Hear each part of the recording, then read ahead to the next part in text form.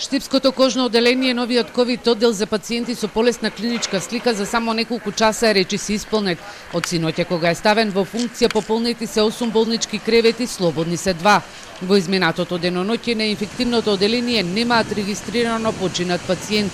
Во него се лекуваат 52 со потешка клиничка слика, на кои што им е потребна кислородна поддршка.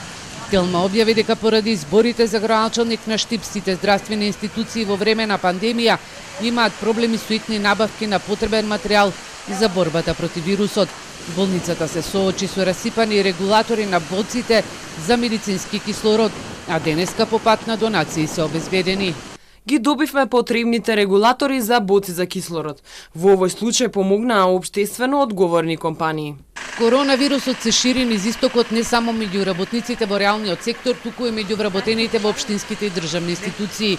Пробиштипскиот градоначалник Драган Анастасов е вториот функционер од Брегалничкиот регион позитивен на вирусот. Информацијата ја потврди за Телма и вели дека од петокот е во изолација со слаби симптоми, а утринава го добил резултатот.